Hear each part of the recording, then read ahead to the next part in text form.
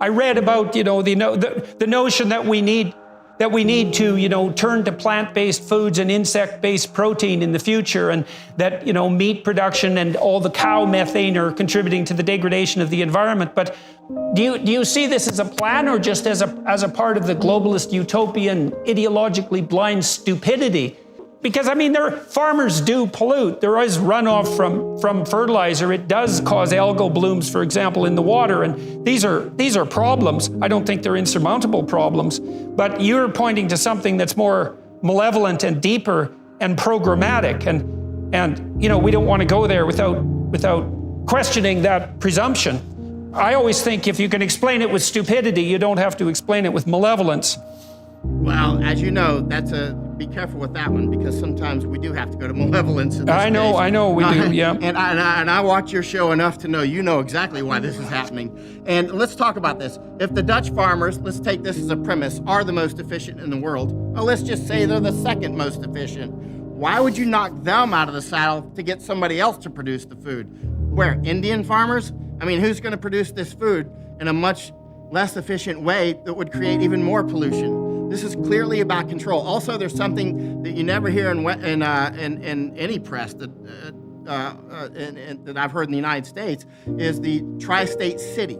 Tri-state city is this smart city that they're proposing to build between the tri-states are Belgium, Netherlands, and Germany. So this mega city, basically, that would take up all this farmland in that area, and which would bring huge amounts of more people into this area, right?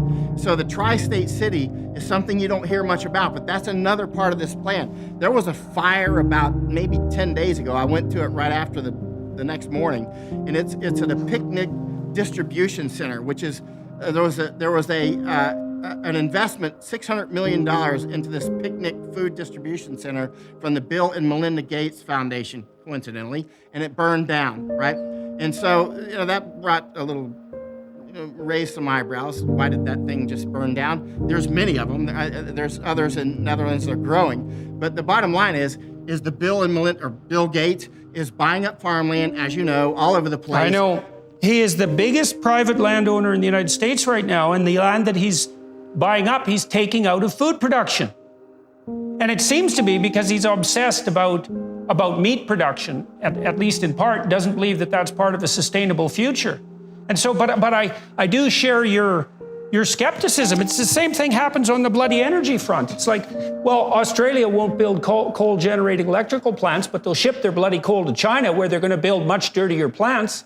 And the same thing applies to Canada. If we shut down our energy industry, which our bloody, insane, narcissistic, delusional, traitorous prime minister happens to think is a good idea and seems to be working as hard as he can to manage, all that's going to happen is that we're going to cede the ground to people like Putin, who we also turned into a radical enemy with his hands on the control pump for Europe.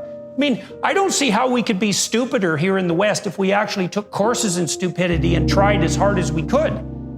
We seem to be doing everything we can to break everything as rapidly as possible. And then I wonder too, has it got to the point where the people who think, that you can't make an omelet without breaking a few eggs, and there's too many people on the planet, think that this is some sort of like needle's eye that we have to go through, all this mass starvation and death, so that we end up with a sustainable population? Jesus Christ, that's a dim and grim scenario. But as you said, why would you take the Dutch farmers out of business when they're so unbelievably hyper-productive and efficient? It's not like there's too much food, especially not if we don't have farmers. If anything, I would be trying to get a large agricultural institute here in Netherlands to teach other farmers how to be as efficient as Dutch farmers are, replicate these farmers. In Afghanistan, actually, many of the farmers coming over, I was out in the farms quite a lot, were actually Dutch farmers to teach Afghans how to do things better. But the bottom line is, as you can see, there is a huge, I watch you all the time, you know what's happening. There's a huge authoritarian, the desire to have a one world order is clearly strong. And this isn't the first time it's happened. As you know, it's a constant in human behavior. And also, as somebody who studies the human psyche a lot, as you do, you realize pulling these farmers off of their traditional farms unroots them. It cuts their anchor, their boat anchor. They're going to be drifting, culturally, so that makes them much easier to. You can't control farmers well. That's why Stalin wanted to get rid of the farmers. Stalin had to get rid of those farmers because farmers have a mind of their own. Same with Mao. You got to get rid of those farmers because they think for themselves. And it's likewise here, these Dutch farmers think for themselves. And so they're the bad guys. To me, they're the great guys. These are the people me too, man. Defend. That's our backbone. They are our backbone. That's why I flew to Netherlands from Mexico. I mean, that's how important this is. Okay, so what have you discovered on the ground there? You've been talking to farmers. First of all, tell us about how the protests were organized, what their scope is, and why the farmers are doing this and what they hope to accomplish. Well, the farmers in Netherlands are amazingly cognizant of what's happening. Many people that I talk with around the world don't realize, these other things like the WEF and WEF and these sorts of things. But the Dutch farmers are talking about it in detail. They're like, the nitrogen is nonsense, and it's all about Klaus Schwab and Bill Gates is trying to do this, and they'll go into great detail. They know exactly what's happening. They're trying to take our land because of this, and that, and the other. And they know it. They're not just like in Panama. It's another story. Panama is just like, give us cheap gas, give us cheap cheese, cheap this and cheap that, and we'll go home, right? They're easily satisfied. Not the Dutch farmers. They're more sophisticated. These are serious players here.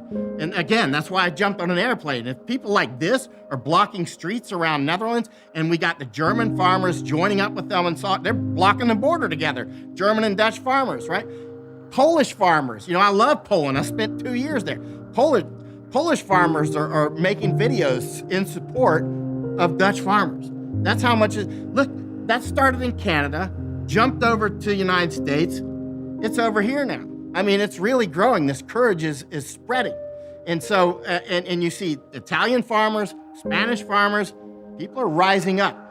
And the more they realize what's actually happening, because, the man behind the curtain is the WEF, the World Economic Forum. Of course, we're going to have to deal with China, but at this rate, look, if Germany falls from these energy issues, which is looking pretty likely at this point, China is going to peel off the rock too, right? As are we economically, right? So, for sure. Yeah, we cannot sustain the collapse of Germany. That's absolutely 100% obvious. That would be an utter bloody catastrophe. If Germany collapses, EU's gone, right? For a while, right? And I mean, the EU will probably dissolve. That's my guess. I don't know. We'll see when time unfolds. But obviously, that'll take our economies with it, and China, right? And Japan. And of course, Japan imports, 60, 70%? All these island nations and island state like Hawaii that import, 90% of their food imported, right? They are going to be in for a world of hurt. Japan imports most of its food. And, some of these countries that I have to, and I kind of, I should say, maybe insulted the French for a while years ago and saying, why are they defending all these small farmers all the time? Now I see the French wisdom. And these small farmers, that resilience and these small, when you go to France and I'm sure you've been to France. And their small farmers everywhere provide a great deal of resilience, right? And that's why in Netherlands, if they lose, these farmers are vital for that. They're as important as their army. I mean, without these farmers, you're somebody else's. You're in somebody else's pocket. Bill Gates, the World Economic Forum.